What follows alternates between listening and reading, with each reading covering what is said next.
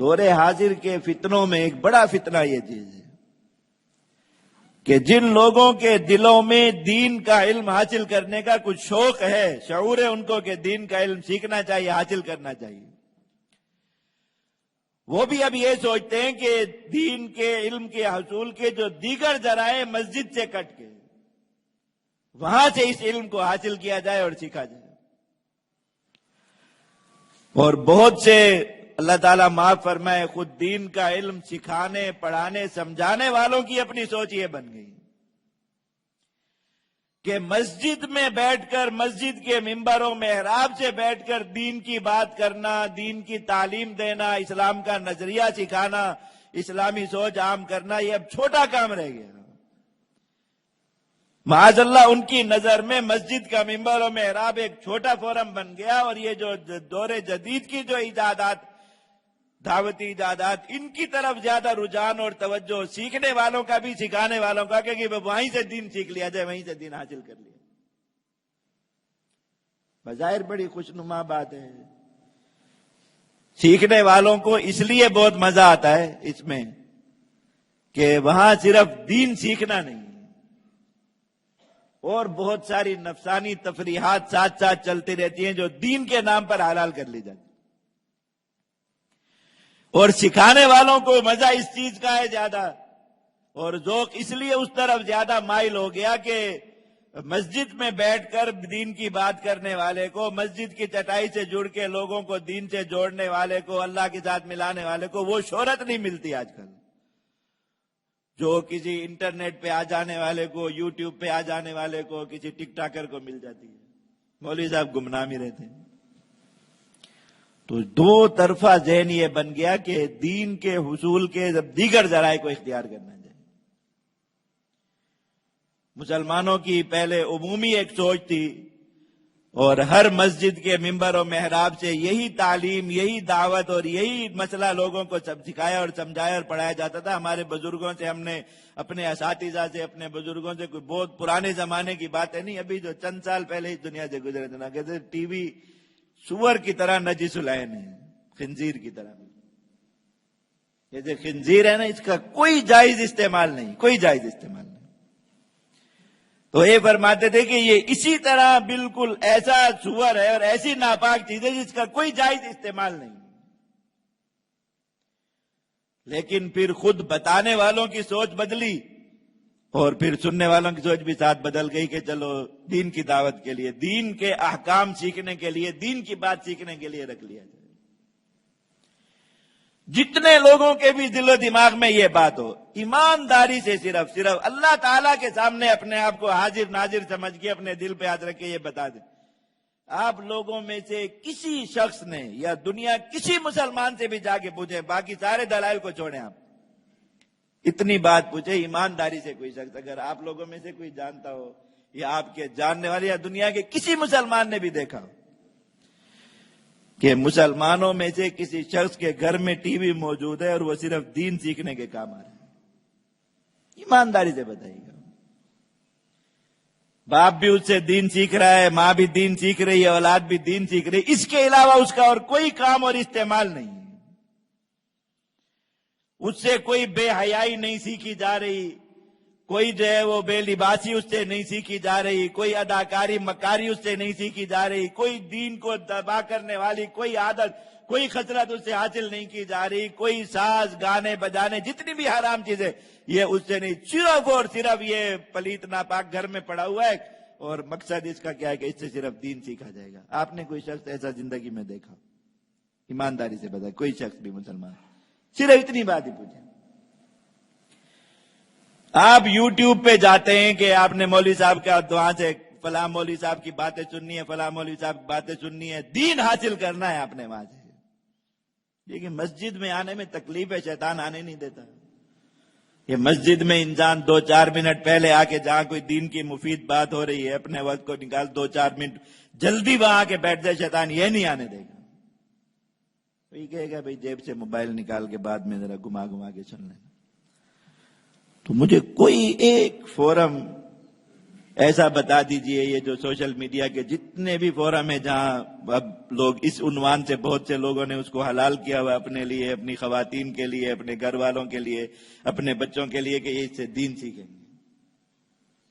کون سی جگہ ہے جہاں آپ اس کو کھولتے ہی ڈائریکٹ دین تک پہنچ جاتے ہیں؟ آپ کو ایک دین کی بات سننے تک پہنچنے کے لیے درمیان میں کتنی بے دینی کو اپنی نظر سے گزارنا پڑتا ہے، کتنی بری چیزوں کے اوپر سے آپ کو گزرنا پڑتا ہے، اس کے بعد آپ جا کے کہیں کسی دین کی ایک بات پہ پہنچتے ہیں. اب وہاں بھی کیا دیکھ رہے ہیں لوگ؟ زیادہ تر جو مولوی صاحب لطیفے زیادہ سناتے ہیں،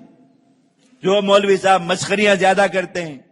جو مولوی صاحب لوگوں کا مذاق زیادہ اڑاتے ہیں، جو مولوی صاحب جتنے زیادہ غیر سنجیدہ ہیں، جن مولوی صاحب کے ہاں زیادہ گالم گلوچ ہوتی ہے، زیادہ فوج باتیں ہوتی ہیں، زیادہ الٹی سیدھی باتیں ہوتی ہیں، چند لوگ اس طرح کے ہوتے ہیں، آپ کو ہمیشہ وہی آدمی مقبول ملے گا. آپ تجربہ کر لیجئے، کہیں حضرت مفتی تقی عثمانی صاحب دامت برکاتہم شیخ الاسلام، ان کا کہیں کوئی کلپ کھڑا ہو دین کے بارے میں، اور ساتھ کسی دوسرے کسی ٹک ٹاکر مولوی صاحب کی کوئی بات کھڑی ہو، نیچے لکھے ہوئے چیک کر لیجئے گا کہ وہ مفتی تقی عثمانی صاحب کی بات کتنے لوگوں نے سنی ہے اور یہ مسخرے کی بات کتنے لوگوں نے سنی ہے. آپ کو خود پتہ چل جائے گا کہ لوگ وہاں کیا کرنے کے لیے آتے. لیکن ایک عمومی ذہن، جو انسان اپنے آپ کو بچا رہا ہے اسے، اس کو بھی کھینچا جاتا ہے کہ آپ اگر دین کا کچھ کام کرنا چاہتے ہیں، دین کی دعوت دینا چاہتے ہیں، آپ کام صرف اس صورت میں بچے گا کہ آپ کو بھی ان جگہوں پر موجود ہونا چاہیے. آپ اگر فیس بک پہ نہیں ہیں، آپ اگر ٹویٹر پہ نہیں ہیں، آپ یوٹیوب پہ نہیں ہیں، آپ کے ٹک ٹاک کی ویڈیو نہیں بنی ہوئی، آپ دین کا کیا کام کر رہے ہیں دنیا میں؟ جو بیچارہ نہیں جاتا اس کو اس احساس کمتری کا شکار کرنے کی کوشش کی جاتی، اس کو اس احساس کمتری.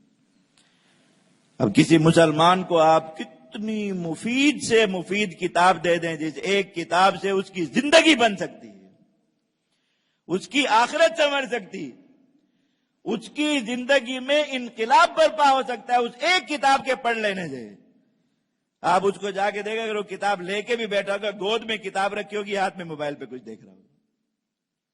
شیطان وہ کتاب نہیں کھولنے دے گا.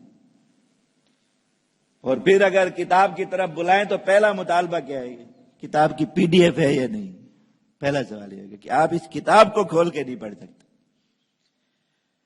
اللہ رب العزت نے علم کا سب سے پہلا ذریعہ جو آسمان سے زمین پر اتارا ہے، جس کو جتلایا کہ ہم نے تمہارے لیے اس چیز کو ذریعہ علم بنایا، وہ کیا ہے؟ قلم اور کتاب. ایک مسلمان کی زندگی میں ان دو ذرائع سے جو اللہ نے مقرر فرما دیے، الکتاب اور القلم، اس سے ہٹ کے علم آ ہی نہیں سکتا ایک مسلمان کی زندگی میں. اللہ رب العزت نے فرمایا ہم نے انسان کو پیدا کیا اور اس کے لیے ذریعہ علم کس چیز کو بنایا؟ علم بالقلم. اللہ وہ ذات ہے جس نے لوگوں کو قلم کے ذریعے علم عطا فرمایا. پہلی وہی جو ہمارے دین کی نازل فرما رہی ہے وہی ہے. اب کیا ہے کہ قلم سے لکھنا چھوٹی بات ہے، اگر آپ کتاب لکھ رہے ہیں آپ چھوٹے ہیں، آپ اگر کہیں پوسٹ لکھ رہے ہیں تو آپ بڑے ہیں. فیس بک پہ آپ کی پوسٹ آ رہی ہے، آپ کچھ کہیں ٹویٹر پہ آپ 2-4 جملے لکھتے ہیں، آپ بڑے آدمی ہیں. آپ اگر کتاب لکھ رہے ہیں آپ بہت چھوٹے آدمی ہیں. آپ سوچئے کہ اللہ رب العزت نے بقا کس علم کو دی ہے. یہ سب چیزیں آپ کتنی مفید سے مفید تحریر ایک انسان اس پہ لکھے، یہ جو گمراہی کا اور جہالت کا سمندر اور سیلاب جس کو سوشل میڈیا کہتے ہیں، اپنا سارا دماغ خرچ کر کے اگلے دن آپ کسی پڑھنے والے سے پوچھو، اس کو پتہ نہیں ہوگا اس نے کل کیا لکھا تھا. قیمتی سے قیمتی تحریر کی عمر 24 گھنٹے سے زیادہ نہیں. انسان اس پہ اپنی صلاحیتیں اور توانائیاں ضائع کرتا ہے، اور وہ بس نیچے اس وقت میں فوری طور پہ ذرا حاضری لگ جاتی ہے، 2-4 آدمی آگے واہ واہ واہ کہتے ہیں، 2-4 آدمی آگے گالیاں دے جاتے ہیں، تو جو بلت کو تسکین ہو جاتی ہے انسان کو کہ میرا لکھا ہوا کام آ گیا. 24 گھنٹے بعد آپ اس سے پوچھیں گے اس شخص نے کل کیا لکھا تھا، کسی کو بھی پتہ نہیں، کسی کو. یہ سب کچھ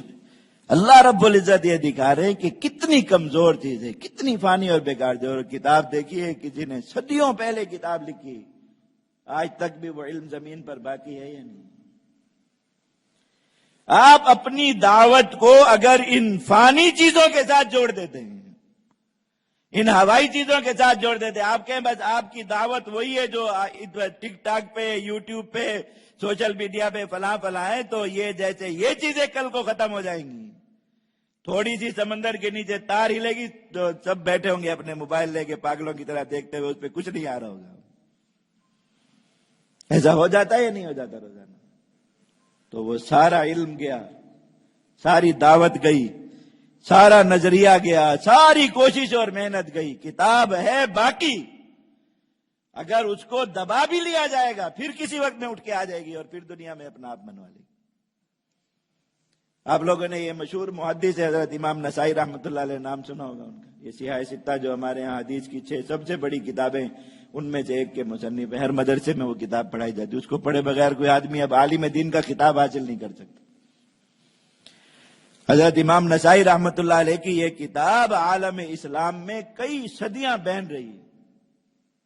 نہ اس کو پڑھنے کی اجازت تھی، نہ اس کو پڑھانے کی اجازت تھی، نہ اس کو شائع کرنے کی، چھاپنے کی اجازت نہیں تھی، لیکن وہ اپنا علم کتاب کی شکل میں دنیا میں محفوظ کر گئے، چھوڑ گئے۔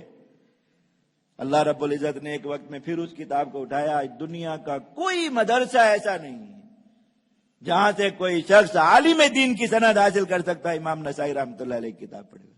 اس کو حاصل کیا، اللہ رب العزت نے اس کو باقی رکھا۔ ایسے ہی بھائی یاد رکھو، مسجد باقی رہنے والی چیز ہے، ٹی وی فنا ہو جائے گا،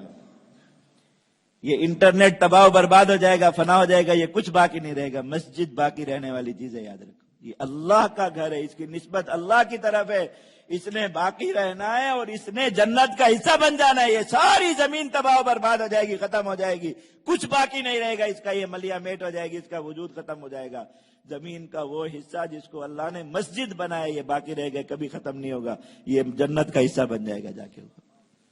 وہاں جوڑ دیا جائے گا۔ تو ایک مومن نے اگر اپنا ایمان اس مسجد کے ساتھ جوڑا ہوا ہے، مسجد باقی، اس کا ایمان باقی ہے۔ ایک مومن نے اگر اپنا ذریعہ علم اور اپنا مدرسہ، اپنی درسگاہ اس مسجد کو بنایا ہوا ہے، مسجد باقی ہے، اس سے حاصل ہونے والا علم باقی ہے، مسجد باقی ہے، اس سے حاصل ہونے والا ایمان باقی ہے، مسجد باقی ہے، اس مسجد سے چلنے والی دعوت باقی ہے، مسجد باقی ہے، اس مسجد کے ساتھ جڑی ہوئی تحریک باقی ہے، مسجد باقی ہے، اس مسجد سے اٹھنے والا نظریہ باقی ہے۔ یاد رکھو، آپ اپنے نظریے کو، اپنے ایمان کو، اپنے علم کو جب ان فانی اور جو ہے وہ ان عارضی چیزوں کے ساتھ جوڑ دیں گے، یہ سب علم اور دین بھی سب فانی اور فنا ہو جائے گا، ختم ہو جائے گا، اس کی کوئی حقیقت دل میں نہیں بیٹھے۔ تو ایمان کو حاصل کرنے کے لیے، ایمان کو بچانے کے لیے جس علم کا حصول ضروری ہے، وہ علم بھی مومن کو کہاں سے ملتا ہے؟ مسجد سے۔ اس کے بغیر ایک مومن کے ایمان کی حفاظت نہیں ہو سکتی۔